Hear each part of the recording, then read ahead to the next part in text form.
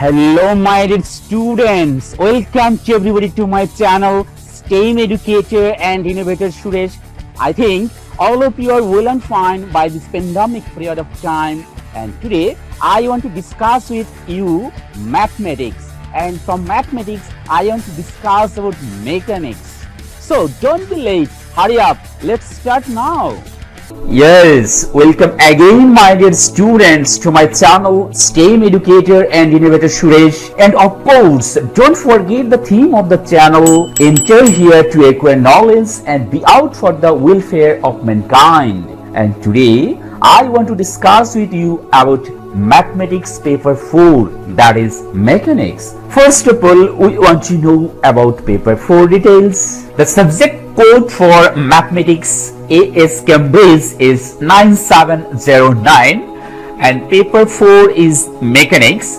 The total marks for this paper is 50, duration 1 hour 15 minutes. Book references: author Sophie Goldie, series editor Roger Forkes, book name Cambridge International AS A-Level Mathematics Mechanics, publisher Hodder Education, ISBN 978-1444-146486.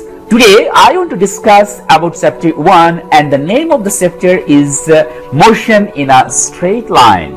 Direction: the vertical direction is along the line towards or away from the center of the earth. The horizontal direction is parallel to the earth's surface. Vertical is towards the center of the earth and horizontal is perpendicular to vertical. These are the direction usually we consider at the time of calculating the problem designed in mechanics or any other part where direction indicated. Now we want to discuss about two terms which are widely used in mathematics and also in physics. They are vectors and scalars. You know, all the physical quantities are classified into two classes. They are vectors and scalars. So first of all, we want to define about vectors. The physical quantities having both magnitude and direction are called vectors. For example, force, velocity, etc. And then scalars. The physical quantities having magnitude only and no direction are called scalars. For example, time, speed, etc. Distance, displacement and position. First of all, we want to define distance.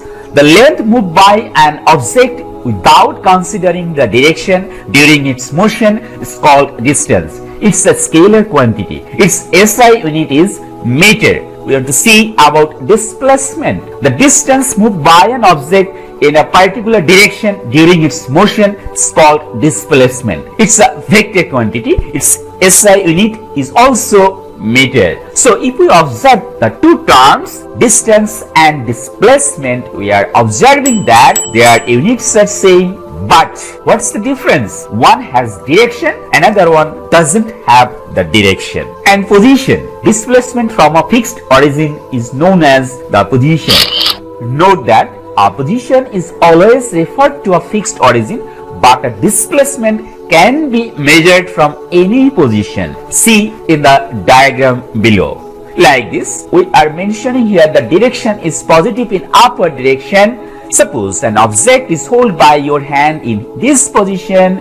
You are throwing the object in upward direction. It reaches the top, again turn back towards the center of the earth in downward direction. So look at this. You are taking the object in your hand, which is considered as zero position, and direction indicated upward as positive. So the object moving up to 1.25 meter, which will be considered as plus 1.25 meter, and it is falling again to the negative direction, which is downward direction. So one time we consider direction as positive in a particular direction, then another direction 180 degree opposite, and it will be considered as negative. Diagrams and graphs. Figure below, left side is the diagram showing the direction of motion of the particle and relevant distances. The direction of motion is indicated by an arrow. And figure below right is the graph showing the position above the level of hand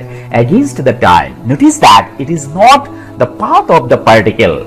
we have to know, some of we be confused at the time of understanding that maybe this is the path of the particle. No, this is not the path. It is the position in time to time of the object thrown from the starting point H to reach at point A maximum height, and after that it is falling downward, reaching at the initial position. Finally it reaches C, which is below the starting point, its negative direction. So it is showing starting from 0 to A and then D to C, showing the position of the particle above the hand and also below the hand. So this is not the path of the particle. Notation. At the time of calculation, we will use some notation. In this chapter, they are usually S, H, X, Y and Z for position, T for time measured from a starting instant, U and V for velocity, A for acceleration. Speed and velocity. Now we want to see speed and velocity. Speed is the rate of change of distance. It has no direction. Its SI unit is meter per second. It's a scalar quantity. Velocity. What is velocity? Velocity is the rate of change of position or displacement. Its magnitude is the speed. Its SI unit is meter per second. It is a vector quantity. Velocity is represented by the gradient of the displacement time graph.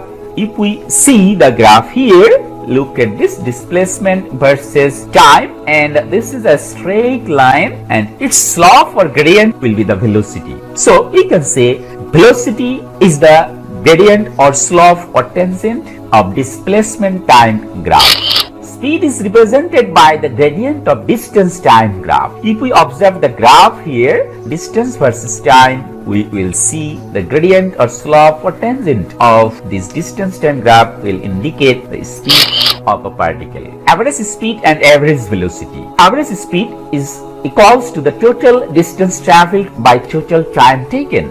Its SI unit is also meter per second. Average velocity equals to the total displacement traveled divided by the total time taken. Its SI unit is meter per second. Velocity at an instant. When a position time graph is curved like this, you can find the velocity at an instant of time by drawing a tangent as in figure. Like this, in vertical axis the position and in horizontal axis means x-axis is the time. You are observing the graph here presenting is not a straight line, it's a curve. So if we want to find out the velocity at any point, we have to draw a tangent at that point and make a right angle triangle, smaller right angle triangle. Look at this from the graph. Take the value of rise and run. We know tan theta equals to opposite by adjacent, means rise by run. So rise by run will give you the tangent or slope or gradient of the curve, and it will indicate the velocity at an instant at that point. You can say the velocity at any instant will be changed time to time. If we consider the point that here we'll get negative slope, so the velocity will be varied time to time for a position time graph which is like a curve. And here the velocity versus time graph is given. We are observing from here starting velocity that was 5 meter per second. It is decreasing at point A. It is now time 0.5, the velocity is 0, and after that it is moving in opposite direction, and after a while it is reaching 6 meter per second at point C. At point C the velocity is minus 6 meter per second, that is in opposite direction considering the initial direction positive. Now we want to see acceleration, another important term. Acceleration is the rate of change of velocity. Its SI unit is denoted by A. Opposite term of acceleration is deceleration or retardation. Deceleration is the negative acceleration. It's also called retardation. Its SI unit is meter per second square. Average acceleration is equal to the change in velocity divided by time taken totally. Its SI unit is also meter per second square. the sign of acceleration, we want to see from here how the sign of acceleration will be considered. If we consider velocity is in rightward direction is positive, speed increases, acceleration positive, and velocity negative, that is speed decreases, in that case acceleration will be positive, acceleration will be negative. When velocity or speed decreases, velocity in negative direction, speed increases, then acceleration will be negative. These are very important terms. Sometimes the student become confused where they will use positive acceleration or negative acceleration. Okay, using areas to find distance and displacement. To find the distance or displacement, we can find out the area under the curve. Finding the area under speed time graphs. Look at this. We are observing here three figures. First one in the left side figure, it's forming a right angle triangle. Velocity is in vertical axis whereas time is in horizontal axis, means x axis, and we are observing the velocity is reaching up to v and time is considered as here capital T. So the area of the triangle will be half into base into height. We know the area of a right angle triangle is half into base into height.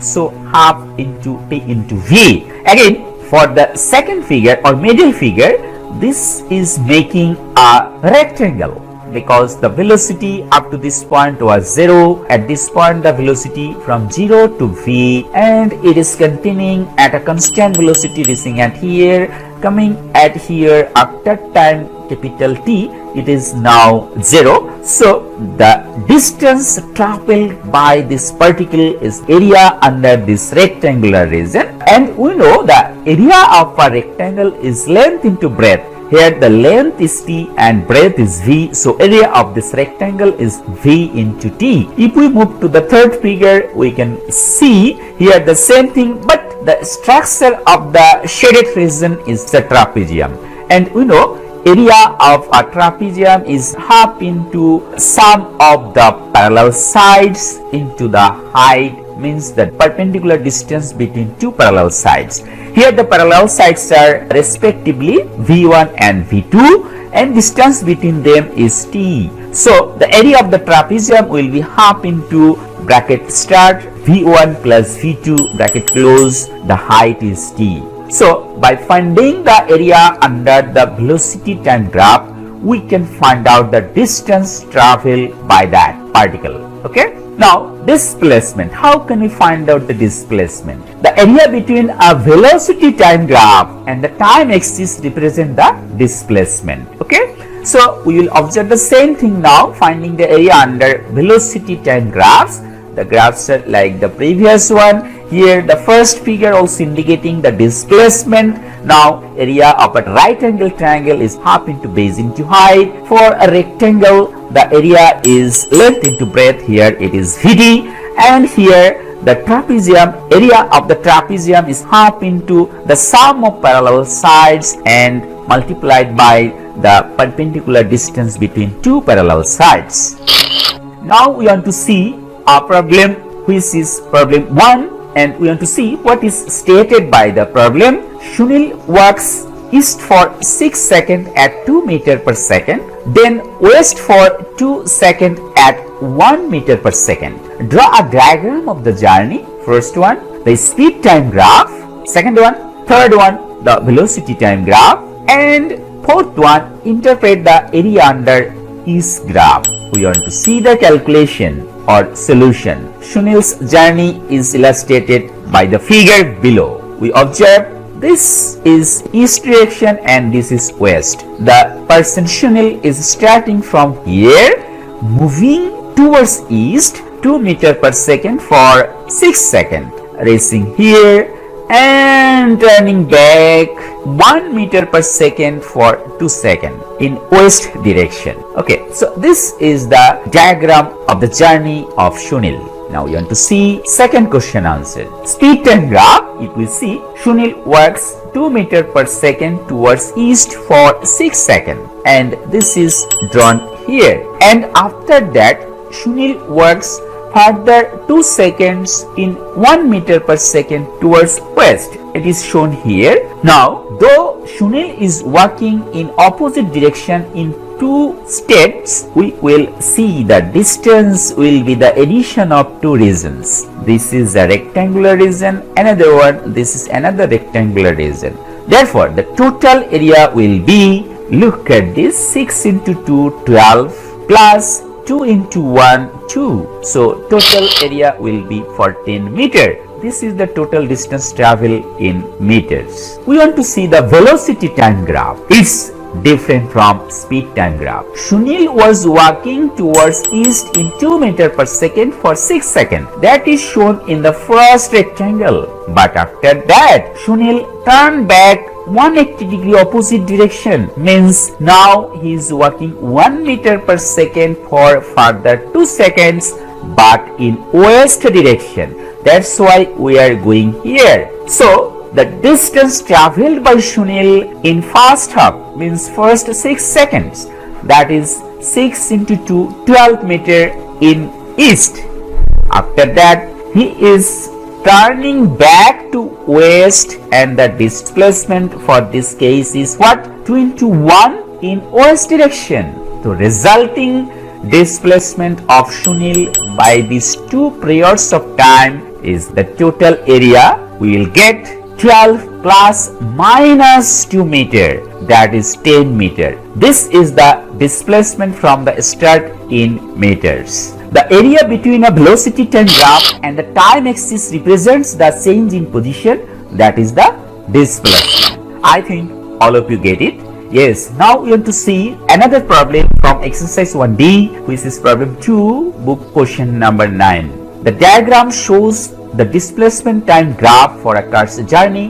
The graph consists of 2 curved parts. One is A to B, another curved part is C to D, and a straight line is from B to C is a tangent to the curve AB and B and a tangent to the curve CD and C. The gradient of the curve at t equals to 0 and t equals to 600 second is 0, and the acceleration of the curve is constant for t lies between 0 to 80, that is t is greater than 0, smaller than 80, and for t greater than 560 second to 600 second. The displacement of the car is 400 meter when t equals to 80 second. So everything illustrated in the figure, that is the description of the question. At the time of solving question, the student, I am asking to all of you or requesting to all of you that you have to read the question informations very carefully. Not only single time you should read the question, sometimes it requires to more than 1, 2, 3 times to read the question very carefully. If you miss any information, your calculation will be totally wrong. Now we have to see the questions. First one is sketch the velocity time graph for the journey. Second question, find the velocity at t equals to 80 second. Third question, find the total distance for the journey. Fourth question, find the acceleration of the car for time t greater than 0, smaller than 80 second. This question was set at October November 2005, paper 4 mechanics. So we want to see the calculation now. Sketching the velocity time graph for the journey is like this. Very easy to draw it. Velocity in vertical axis means y-axis, time in horizontal axis means x-axis. Look at the time starting from 0, 80 and then 560, finally up to 600 second is told by the question. So first one is this, the acceleration occur from 0 to 80 second and the constant raise of velocity. So it is accelerating from 80 to 560 seconds. The particle is moving in a constant velocity. That's why it is horizontal. After that, from this point, the particle is now retarding or decelerating reaching at time t equals to 600 to 0 velocity. That's all for sketching the velocity time graph of the journey. And the second part of the question, we are asked to find out the velocity after 80 seconds. Suppose it is v and total distance traveled from 0 to 80 seconds, it is given 400 meter. We know the area under the curve indicate the total displacement. So here the area is half into base into height. Suppose this is v, from here to here this is v, and from 0 to here this is 80 minus 0. So area will be half into 80 into v, and it is given half into 80 into v is 400. Total distance traveled by the curve by first 80 seconds. So from here, after calculation, we will get v equals to 10. Therefore, we can say the velocity after 80 seconds is 10 meter per second.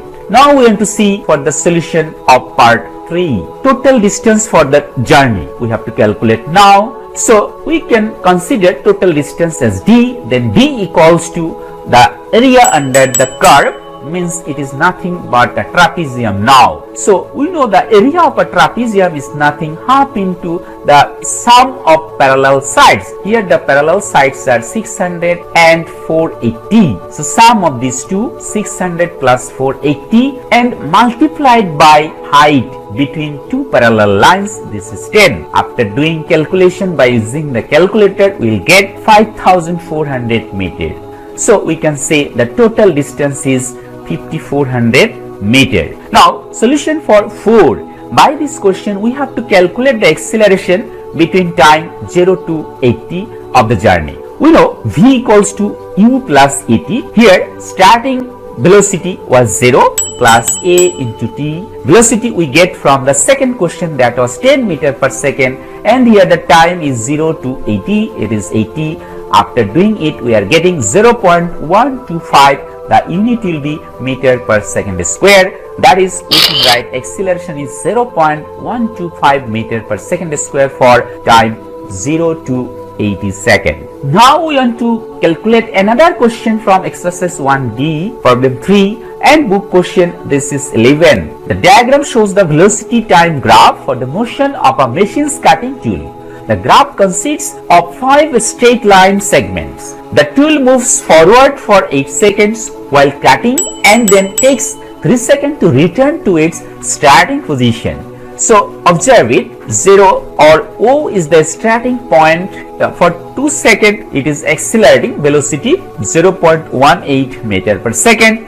It is continuing that velocity for further 4 seconds, reaching up to 6 seconds total, and after that it is decelerating further 2 seconds up to total 8 seconds. After 8 seconds, the cutting tool is moving in opposite direction. Okay, that's why it is in here in negative velocity up to a certain value, and again come back to 0 position or 0 velocity. After further 3 seconds, the cutting tool reaches at 0 velocity at total 11 seconds. Now we want to see what are the questions asked by the description of the figure in details. The question is, find the acceleration of the tool during the first 2 seconds of the motion. Second question, the distance the tool moves forward while cutting. Third question, the greatest speed of the tool during the return to its starting position. And this question was set at June 2010. Question number was 2, paper variant was 4-1. Now we want to see the solution of the question number 1.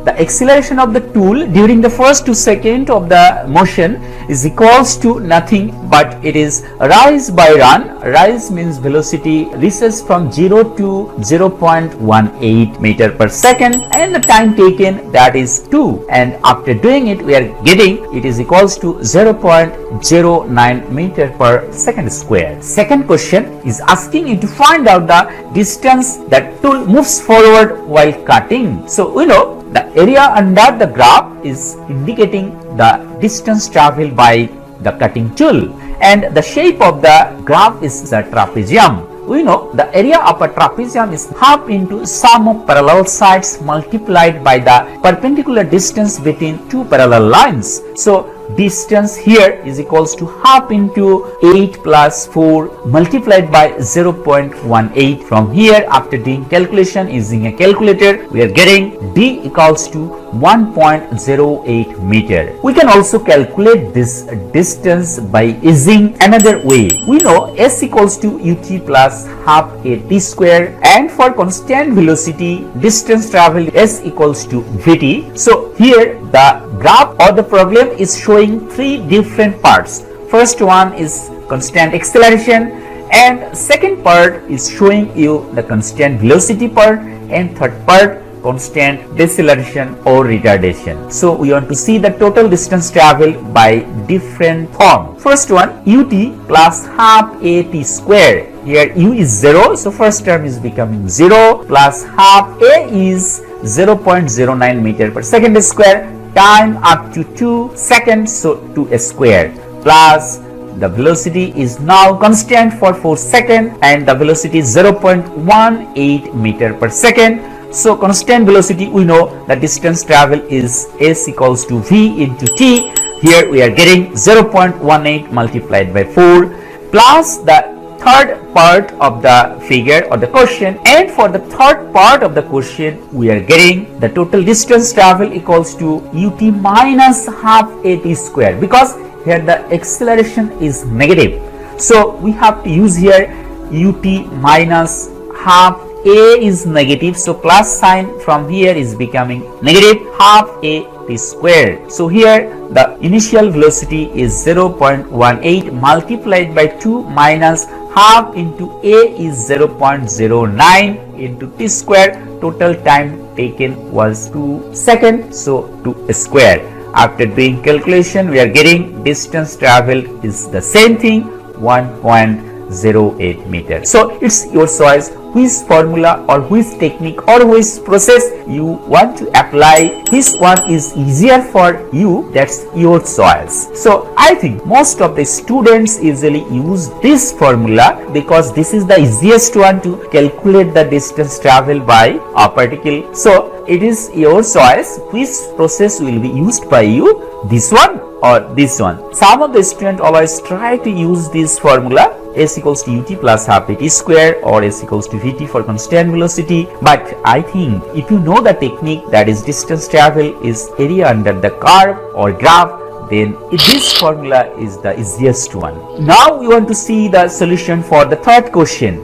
Let us consider the greatest speed be v, then the area under the graph, if we want to find out, it is a triangle, and we know area of a triangle is half into base into height. Here the area of the triangle is half into 3 into v equals to the distance traveled by this portion, means the returning part is 1.08 meter. So after doing calculation, we are getting here v equals to 1.08 multiplied by 2 divided by 3. After using a calculator, we will get 0.72 meter per second. So the greatest speed is 0.72 meter per second during the return to its starting position. That's all for the chapter 1.